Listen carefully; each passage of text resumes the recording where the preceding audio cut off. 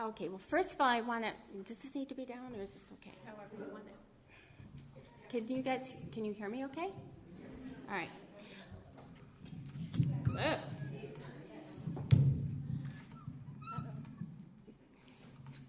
That's too much, I think. How's that? Is that good? As long as you guys can hear me, then that's fine. I do want to thank you for singing those songs with me. Those are, I could have picked probably any number of songs in the hymn book because I kind of cut my teeth on a hymn book. I was raised knowing the hymns, and there are so many that are just so very special to me. But these particular songs that we sang tonight take me back. I don't know if you have ever had songs that right when you sing them, they take you back to a certain place, time, whatever. And that's what these songs do for me. And it was a time in my life where God just really revealed himself to me. I've been raised in a Christian home, kind of knew a lot of all the right things to say, do all of that, and really, had a faith in the Lord.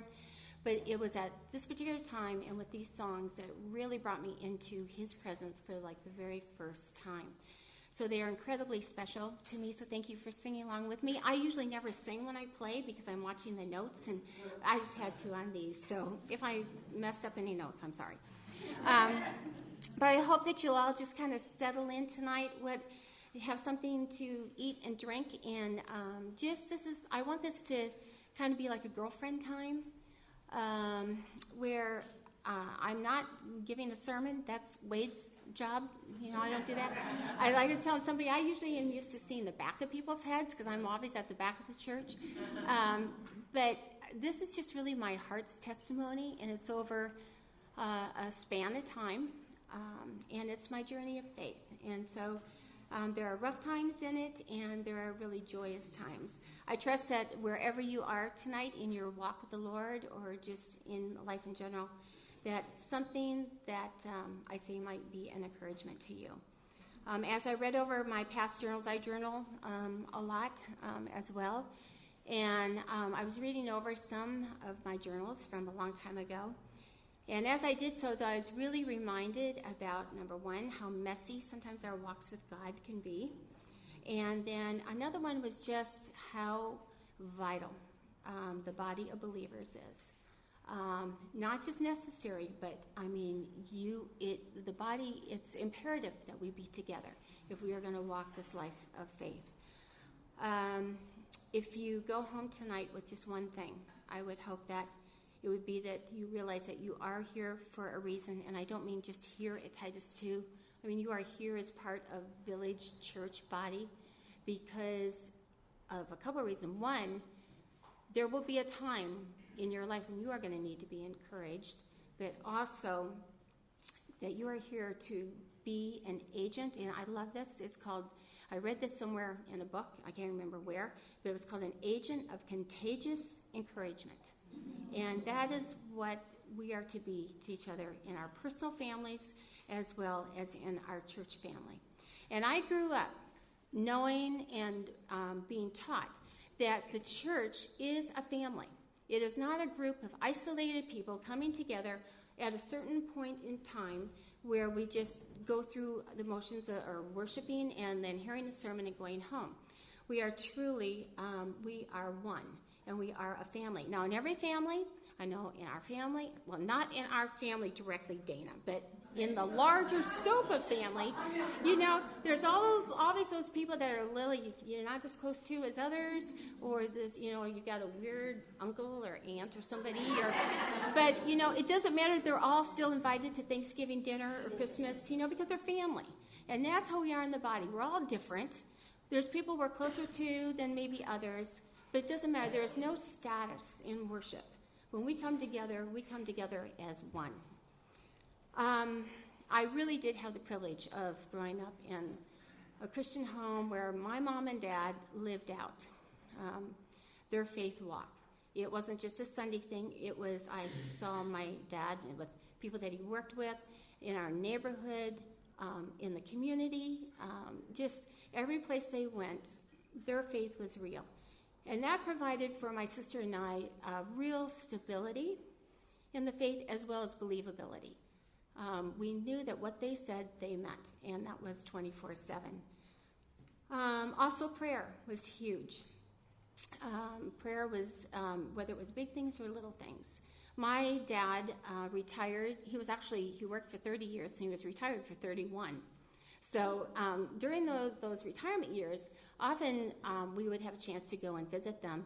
And you better not make any plans, like say from maybe, they were early risers, so like 7 to 9 in the morning. Because what they did was they had a devotion, my mom and my dad, and then they proceeded to pray. They prayed for my sister and myself, our husbands, our kids, and then later our grandkids. They prayed for family members that needed prayer, or if those that didn't know the Lord, they prayed. They were in a RV place. They prayed for people that they knew there that did not know the Lord.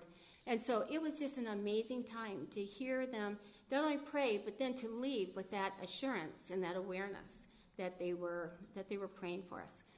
So that was huge for me. Also, that starting the day with the Lord in His Word was incredibly important. And my sister and I learned that at an early age. My dad would get up at 5 and leave for work. And then when my sister and I would get up about 7, we'd go in to eat our breakfast. And at my dad's spot, you know how everyone has their spot at the kitchen table. But at my dad's spot, his Bible would be open, and there would be toast crumbs on the pages. And so we knew that every morning that he had started his day being in the Word. That was just an incredible visual to my sister and myself. Well, after when I graduated from high school, I went to Christian Missionary Alliance School. It was called Nyack College, and actually it's called Nyack Missionary College when we first got there. And that is where I met Wade. And the first day, we met like on the first day, and we did not like each other at all. The feeling was indeed mutual, and it was mutual. It was. I know you're thinking that it was probably I didn't like him, but he didn't like me. I didn't like him. I didn't want anything really to do with him. And I don't know what happened. The Lord's kind of blurred that part, I guess. But somehow we did end up getting together. And this is a picture of one of our first dates. And so we are. How old? Is that what you said? I'm 19. Yeah. And my mom loves this picture. She says he looks like a Philadelphia lawyer. So, But we went to, like I said, Nyack Missionary College. Being freshmen, you were not allowed a car. You couldn't go off campus. So they had missionary meetings every Friday night. And so that was the big date night. You went to, and so we're on our way to missionary meeting there. Okay? So, and then 4 years later, we were married in 1971. This is about as long as the day was, too, really. We got married at 7 o'clock at night. Okay, and I do have to explain the hair. Back in 1971, what was in was these perfect flips, and I did have a perfect flip when I left the beautician's office, or a beautician. But when I got home, it was like 90-some degrees in Michigan, 90-some humidity, and Wade was running in and out of the house, everything. They said, you can't see the groom, you guys can't see. So they shoved me back in a bedroom with no air conditioning, and you mix humidity with natural curly hair, and that is what you get. So I remember the lady that had done my hair. We had, receiving lines were really big back then. She came through the receiving line, and she just went, "What happened to your hair?" So yeah, I have kind of the poodle look going on there. But after we got married, we had a great life plan for us. We had it all figured out. We were going to be in Michigan. We were going to be saving up money, working, so that we could go to the University of Michigan and get his master's in performance and choir conducting. And we were just gung-ho on this plan. My parents, when I graduated from high school, had given me a life verse. And consequently, the day we got married, Wade's dad wrote us a letter, and he also gave us a verse, and it was the same one. It was Proverbs 3, 5, and 6. And I know that probably most of you know that, so say that with me. It is trust in the Lord with all your heart, and lean not on your own understanding. In all your ways acknowledge him, and he will make your path straight, or as some of your other versions that you quoted. And so we were just really gung-ho on this. You know, we felt like we were doing just exactly what we were. We weren't leaning on our own understanding. We knew that this was the plan. And then come March, we were married in August and March, and if you've listened to the sermons, you've heard Wade piece this together for you. If you haven't heard the sermons, then it'll be new. But in March, he called me at work, and he said, you know, strangest thing is I just really feel like God's calling me into the ministry. And I was like, what? No, that's not what we planned at all. Not only that, I mean, I had taken piano lessons since I was 7, and my dream was to be the church pianist. So I practiced those hymns a lot. That's why I think I know them so much, because that's what I wanted to do. I never signed up to be a pastor's wife. I just wanted to play the piano. And so, you know, it was like, and Wade was the same way. He was like, I know, I just can't believe this, you know. So he kind of put a fleece out and said, I'm going to apply to the school that has the hardest requirements. There's no way that they should be able to take me. You know, I have none of the requirements. And, you know, we thought, okay, that sounds pretty good. And we were both pretty confident that, you know, we would still continue on our regular path. And then, basically, to make a long story short, he got a letter that said, you know, every year we take 2 very undeserving students, and you are one of them, and so we are going to let you come, and if you can take 2 years of Greek in 6 weeks, take a proficiency exam, we'll let you do the first semester on probation, and then after that, if you are passing, then you can be fully enrolled. And there set off another whole direction in our life. And so, okay, I know a lot of you probably are thinking it's payback time for me, you know, from all the things that you hear Wade say. So, this is about the worst I could do, okay? But this is him in seminary. No, the next one was different. What is the next one? You're taking with Heather. Oh, no, okay. Okay, all right, so that's him in seminary. We had this little dog that I'm not sure how we got, but he grew this beard. And actually there was a picture, I'm sorry I couldn't find it, but beard's about this big. And he thought he was pretty slick there, you know. So he went through seminary looking like that. And I was sure that he was probably going off the deep end because I married the other guy. Remember, the clean-shaven one? So, but we went through seminary, got through it, you know, with all of that, and we're right back on our plan again. We're going to go back to Michigan. We're going to get a church there as an associate pastor because, you know, in seminary they never teach you practical things. They teach you how to exegete scripture and all that, but they don't teach you how to run a church.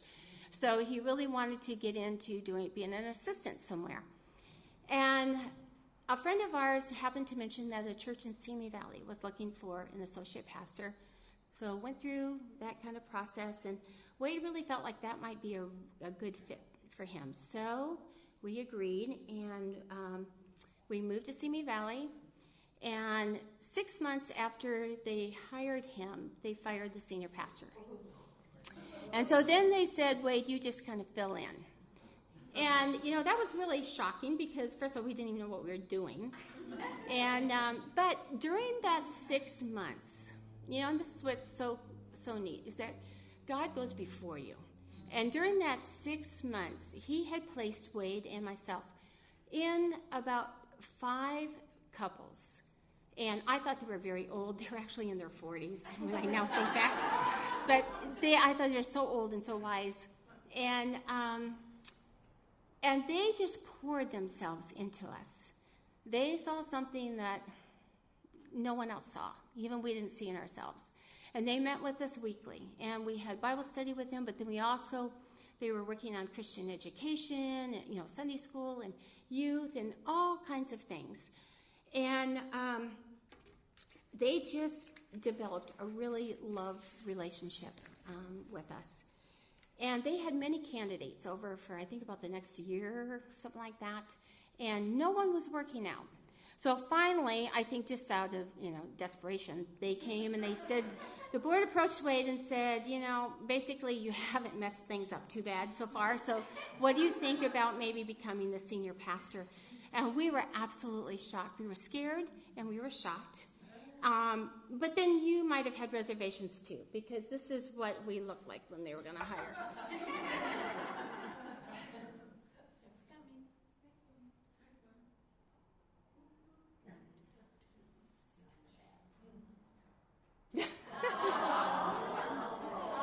All right. So the beard was gone. There was some weird mustache going on there, and big old sideburns. And but we had Heather, and so we were, like I said, we were really, really at a kind of shocked that they would ask us, and we didn't know what we were going to do. I had Heather at the time, and I was also pregnant. And after praying and then seeking some counsel, we had worked at a Baptist General Conference for 3 years while we were in seminary.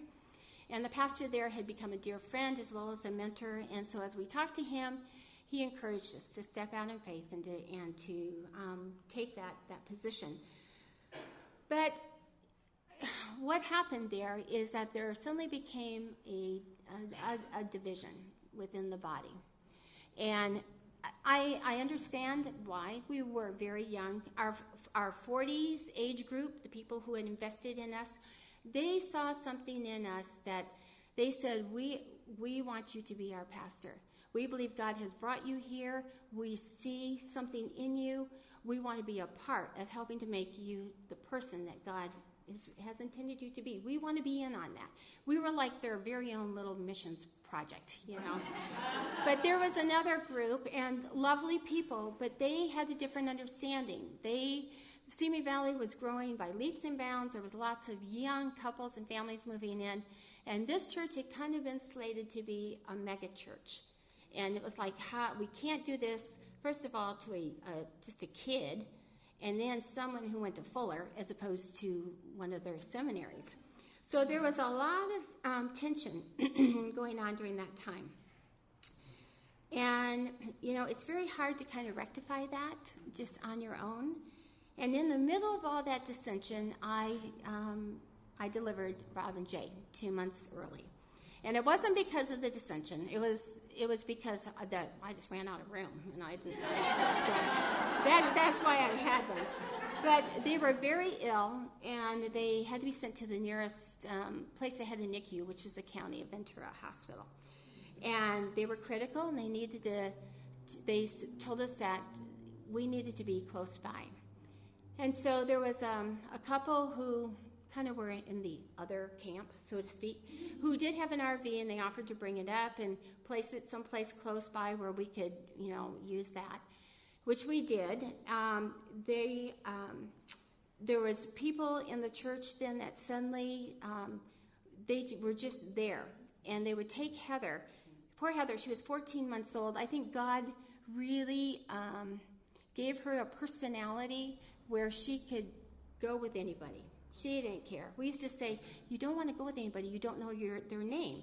And she'd go, I'll just ask them their name first.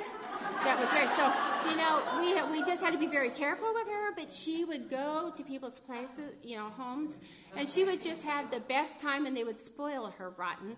Wanda Nair's mom was one of the best. She loved to go over to Wanda's mom's house. And Wanda's mom and dad were one of the couples that I was referring to that just took us under their wing. Let me see where I am here.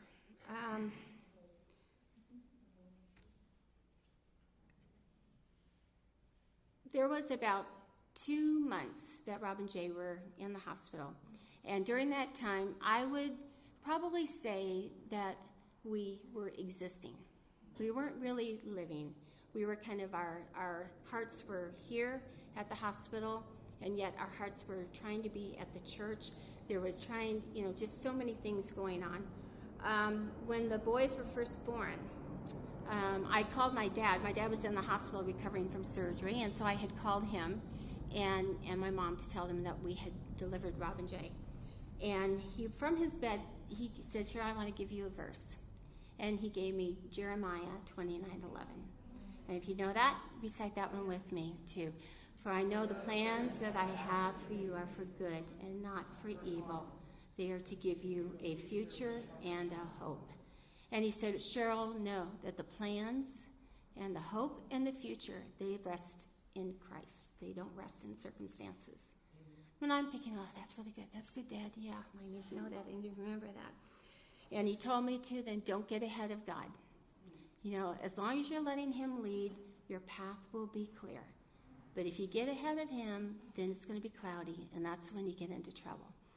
And, you know, my dad's always had a lot of wisdom. I miss him. But I didn't realize how important those words were going to be.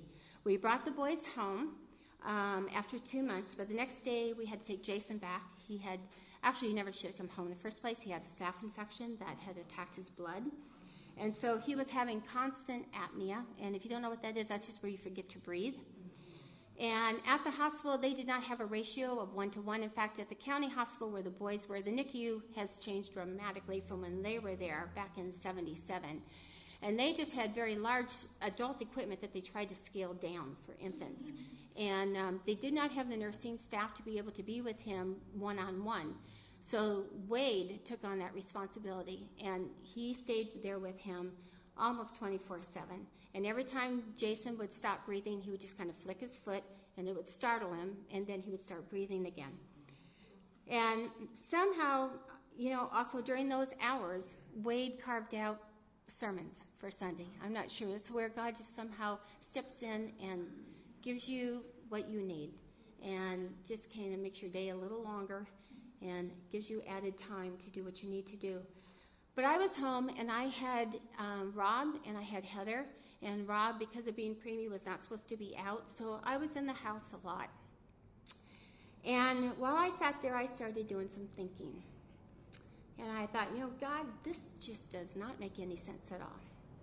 You just put us in this pastoral position, and we can't even be there. And that would just grate on me for a while.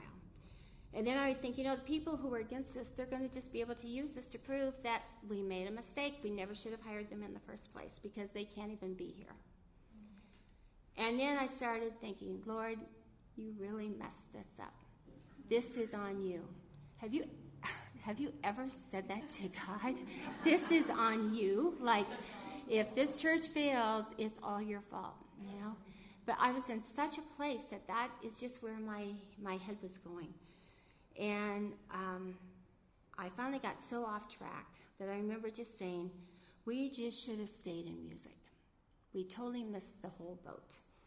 And doubt and fear began to creep into my mind, and I realized, not then, but looking back, how I had gotten ahead of God. And my whole view had gotten clouded, and I just couldn't see where God was taking us. What I didn't know was that our congregation, who I thought was still like the Hatfields and the McCoys, had round-the-clock prayer chains going. That people were meeting in their homes and meeting just after church. Every week, Wade would call the hospital first, get a report on how Jason was doing, and then he would go preach, and then he would give a report to the people. Several times he would say, Jason's not going to make it through the day, and we need to leave right now. We didn't know that people were staying there and praying. All this was going on, and while I was doing all this thinking, God was acting. And they were praying for us. They were praying for the church. They were praying for the uniting of their hearts. They were praying for a new love for their young pastor and his family. And, you know, how many times do we get in such a state that we don't even see what is happening around us? Sometimes we isolate ourselves and we build this wall around us that all we can see is just like what's right in front of our face there, the wall that we've put up. And we can't see what God is doing. We can't see the activity that he is doing around us. When Jason came home and Wade returned to the church, we found a different congregation. We found people whose hearts, who once were angry and judgmental, had softened, and they had a real desire to switch from being the church in Simi Valley to just be in a faithful body of believers whose desire was to just share Christ and to have people come to know him. That was the new purpose for our church in Simi Valley. And they realized, too, that it was all about family. It wasn't about us and them. It was just all about family and about us being one. And God was trying to teach me so much about just being faithful, that when I call you, I will equip you. I'm going to give you whatever you need. It's, goes back to do not lean on your own understanding, because you do that and you're going to get in trouble every single time. And that God will take care of all of your needs. Maybe not the way you expected, and maybe not even the way that you desire. But he will redeem whatever you feel that you have lost, and he'll redeem it in his way.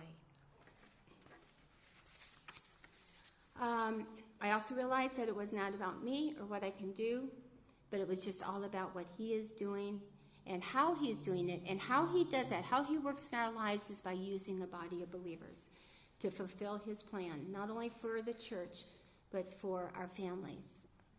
Everything was going really well. The church was growing. We were not just in numbers, but people were just coming to Christ.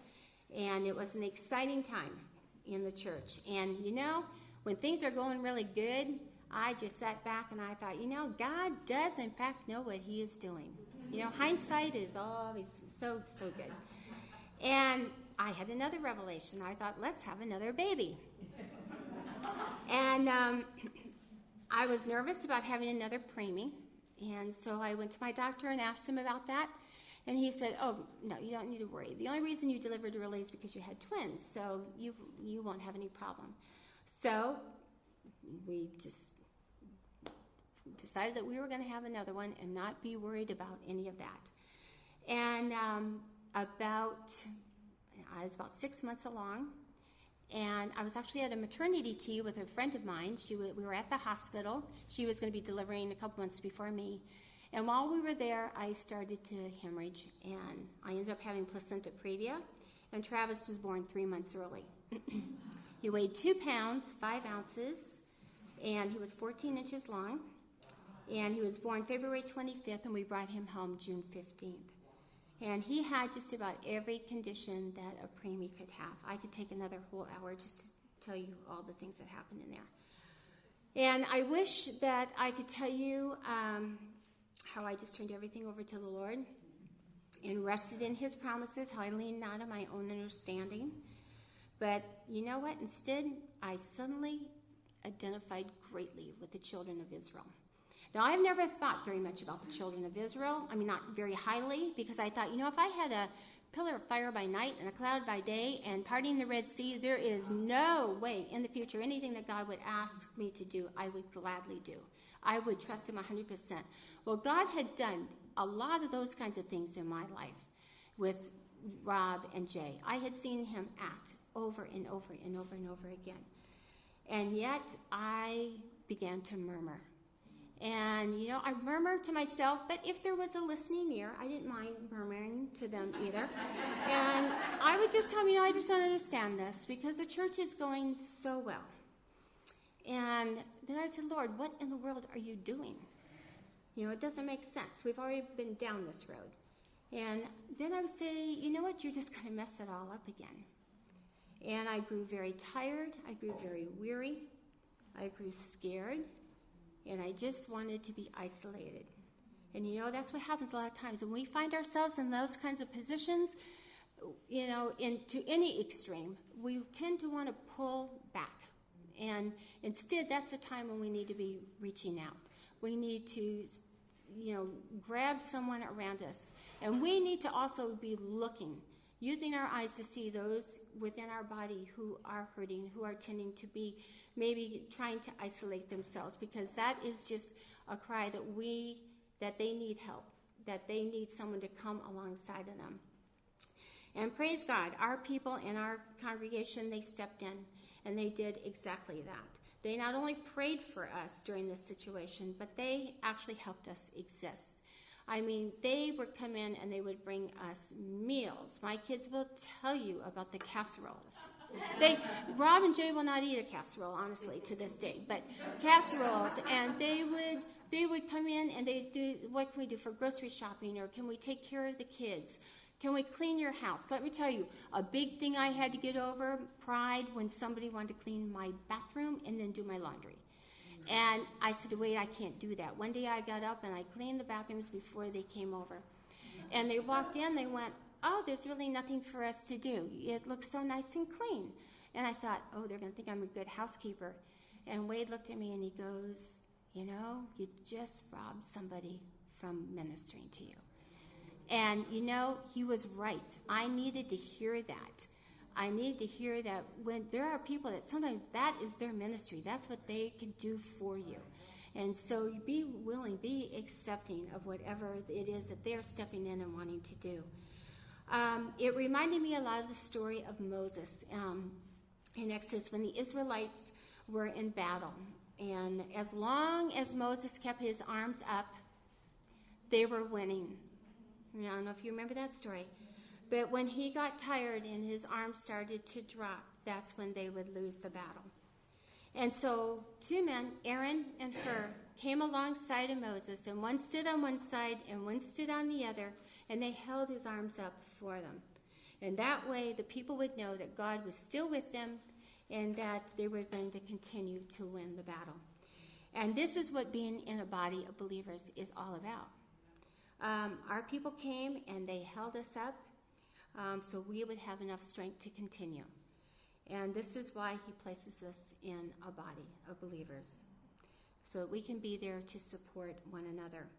Believers were never meant to be isolated. We were never to be people trying to live the Christian life just all on our own.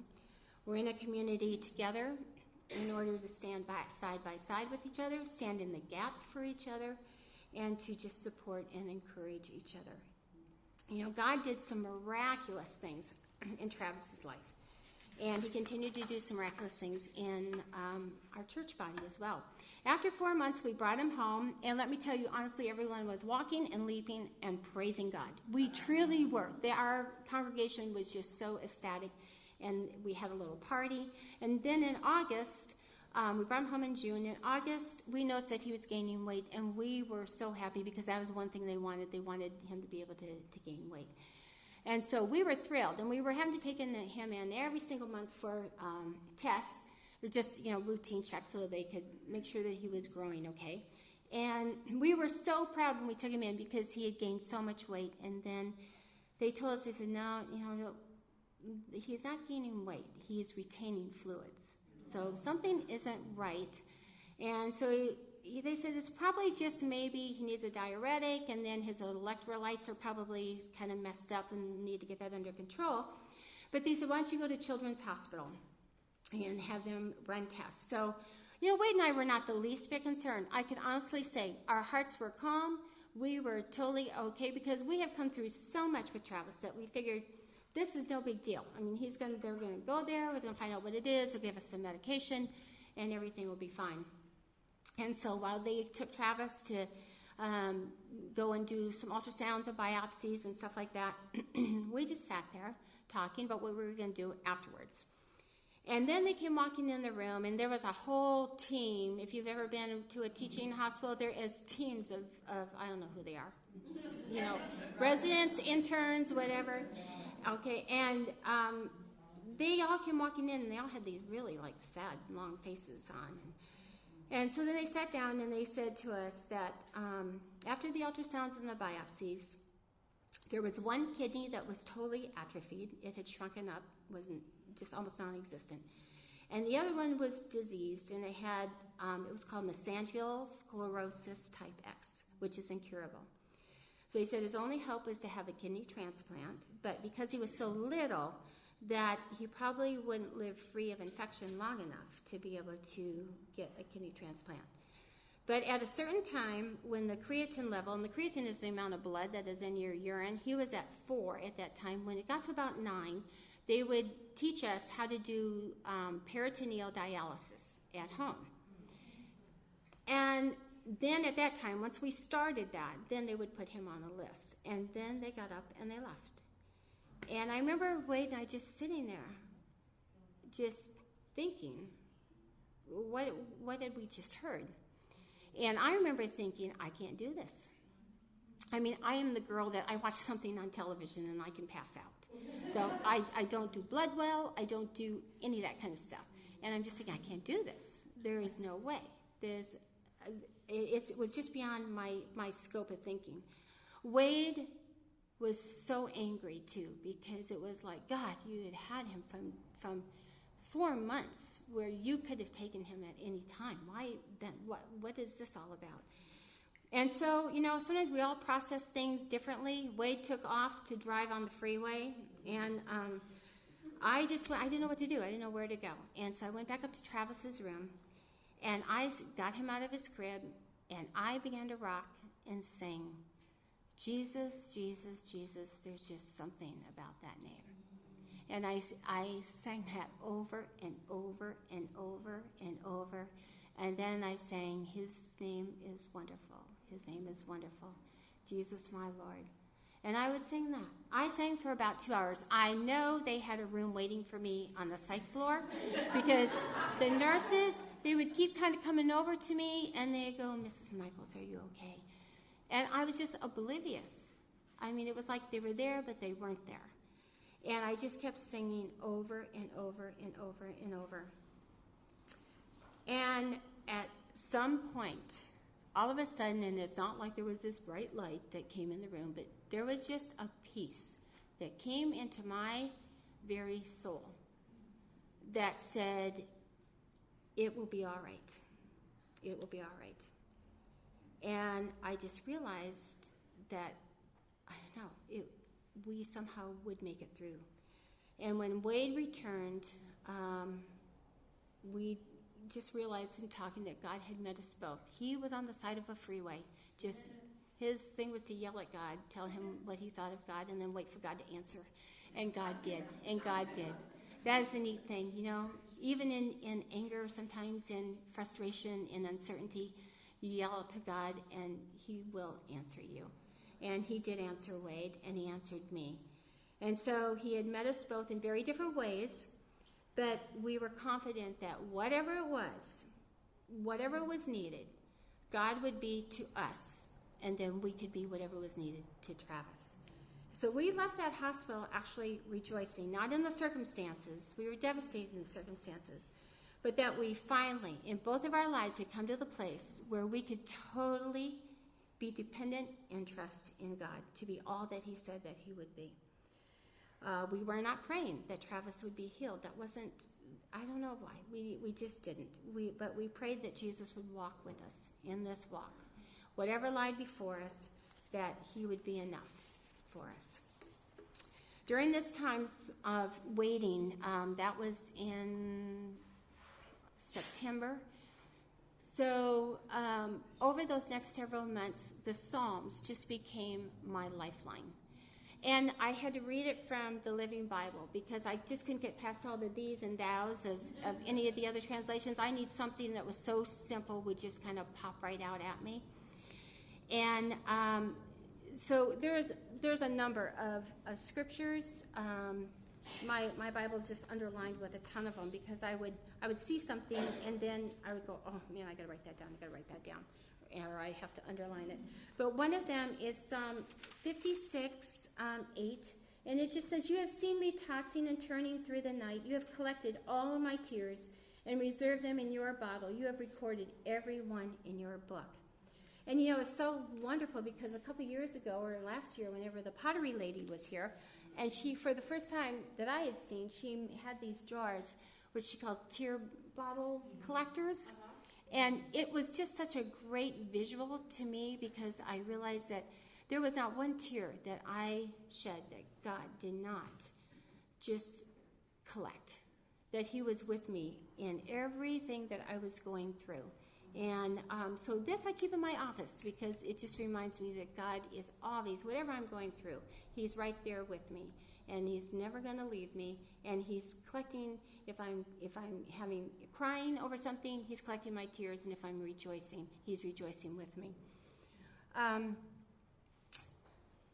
the other one, which was very interesting, and I underlined it, and I put a star by it. And I can't really tell you why at the time, but it was Psalm 40:13, and it said, "Please, Lord, come rescue me quick. Come and help me confuse them." In the Living Bible. And I thought, well, I don't know why that jumped out at me, but it did, and I underlined it. And one day in November, we took Travis, and we had to go in weekly for these urine tests so that they could keep track. And when we saw, so that they could just check the levels, and so they were at almost 9, so we were getting ready to sign up for the class. And they took the test, and then they came in to tell us that something wasn't correct with it. And so they wanted us actually to go back to Children's Hospital and have them run some tests, some urine tests. And we thought that was kind of odd because it's just a urine test, so it's not a big deal. But they wanted the kidney specialist to do that, so that's what we did. We went back, and we had them run their tests, which they did, and then they walked in the room, and I'll tell you, they looked totally confused. And I recognized that immediately on their face, that this was something, there was just a weird kind of expression. I immediately thought about Psalm 40:13. And they proceeded to tell us that not only was the test normal, but they did an ultrasound and that he had 2 functioning kidneys. Isn't that something? And he, not understanding, as doctors, how this could be, they wanted just to sign off a paper so that we could do another biopsy. And Wade just stood up and he said, no. He said, you don't need to do any biopsy.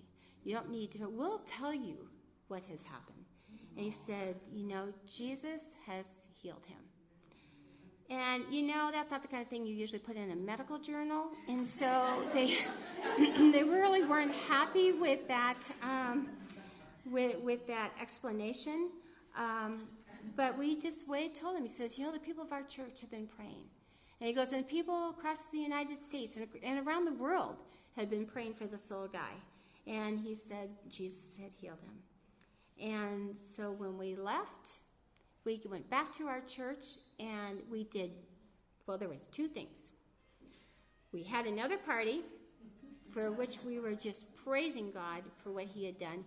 And then they made us promise not to have any more kids. Because they said, we've been on our knees long enough for your kids. And so, they were joking, but not really. But I kind of, just to give you a kind of a little visual, I keep this in my office too, because it just reminds me again of God's faithfulness. But when Travis was born in February, and in May 5th is Heather's birthday, and she wanted to come up and visit him on her birthday. But she was obviously very upset the fact that he was naked. She said, why do they have to keep little babies naked? Why can't they have them covered up? And we tried to explain because of all the tubes and everything, and but she didn't buy that. So one of the nurses went home, and she took a brown paper sandwich bag, and she made a little pattern, and she cut this out, and this is what Travis had on when Heather came to visit. And this is, and then this was the hat that he had on. So he was a tiny little guy. But you know what? I keep these because they remind me that God is always active, always working in our lives.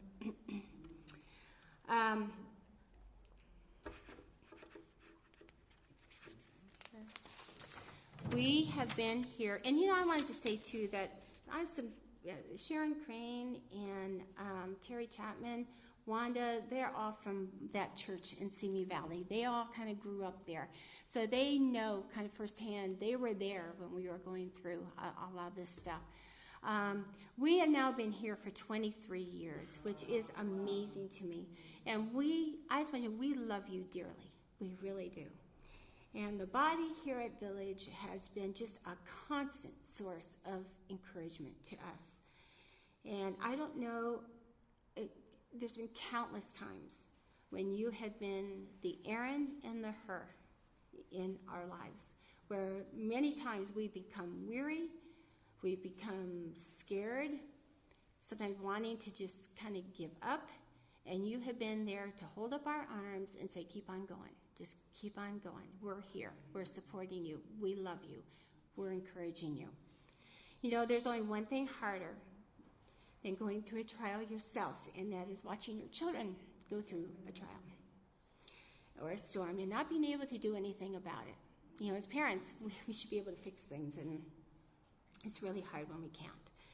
And praise is very easy when things are going well. But one of the things the Lord taught me is that when they aren't going well, praise is a discipline. Okay? It doesn't come just naturally. It's something that you do even if you don't feel like doing it. Because praise changes attitudes. Praise will soften your heart.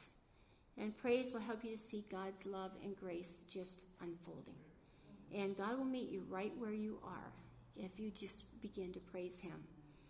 So when Cam, Jason and Dana's daughter, and she's here, which is so exciting, was diagnosed with leukemia. At 22 months, it felt like the world had stopped for all of us. And nothing made sense to any of us. And through all the treatments that she went through, and the chemo, and the relapse, and the transplants, I'll tell you, God made himself known to her at 22 months. He taught me so much through her. He taught me what a child's faith is all about, because she somehow had this incredible knowledge of who God was. And she just took it so matter-of-factly that Jesus was right there with her, and Jesus was going to make her better. One of the most amazing gifts during this storm happened when I was driving home with Dana and Cameron from one of her treatments, and the song, Jesus Take the Wheel, came on the radio. And Cam began to sing that song. It was, Jesus, take the wheel, take it from my hand, because I can't do this on my own. I'm letting go, so give me one more chance. Save me from the road I'm on. Jesus, take the wheel. And I'm thinking, oh my goodness, you know, how you can learn. That's what God talks about when he talks about faith like a child. And, you know, letting go is what it is all about for us. Surrendering can be, make you feel very unsafe. It can make you feel very vulnerable. But he calls us to let go, to open up our fists, to unclench them and let go. You know, he can't grab your hand and lead you if you're like this. And so we need to open up our hands. And when we give our deepest desires and our concerns to God, you know, he will surprise us by making a way where we thought there was no other way. We need to learn to open our fists and give up control and surrender all. You know, we may never get the answers to the why questions. You know, even Job didn't. God did not explain his suffering or help him make any sense of his loss. In the end, Job found peace not in the answers, but just in a deeper desire to live in the presence of God. Sometimes we're so busy trying to figure out the answers that we forget that he's even around, or we don't even sense his presence because we're busy off trying to figure something out. Our love for him cannot be based on how you think he is treating you. Instead, we trust him, we trust his goodness, and we worship him no matter what happens or how we feel. And it's simply because he is God, for no other reason than the fact that he is God. When Rob and Devin, when their twins, Blake and Ethan, lived only a few days, again, the air was just taken right out of the room. And our hearts were absolutely broken. And I thought, Lord, how in the world are we supposed to praise? I know it's even a discipline, but how are we supposed to do it? And it's like, you just do it. You just do it. And at that time, there was a song, and it was by Casting Crowns. And it says, I will praise you in the storm, and I will lift my hands that you are who you are, no matter where I am. And every tear I've cried, you hold in your hand. You never left my side. And though my heart is torn, I will praise you in the storm. And that's it. That's what it's all about. And, you know, ladies, we all are either have gone through something, are in the midst of going through something, or we will be at some point in time. And we have a great ministry to each other. By standing in the gap for one another, or by helping to keep each other's arms up when we get weary, so that Jesus can still be seen. And even though the battles will continue, because they will, that's the world in which we live, but we know that the battle will be won. And what a gift that God has given us in each other. I want you to just take a second, just look around the room. Just look around the room. It is full of amazing, amazing women. You know, these are the sisters that God has placed in your life and in my life to help when we get weary.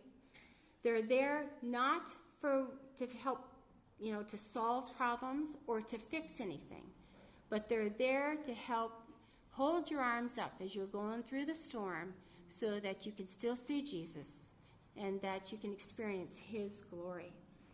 You know, one of the things that I had to realize in my life is that it isn't always well with my circumstances, but it is always well with my soul. And that's why I love that hymn so much, because it just reminds me. Circumstances will change, but God, he never will. And I want to thank you so much for being my sisters in Christ, for helping to hold my arms up when I have gotten weary or just sometimes wanting to give up.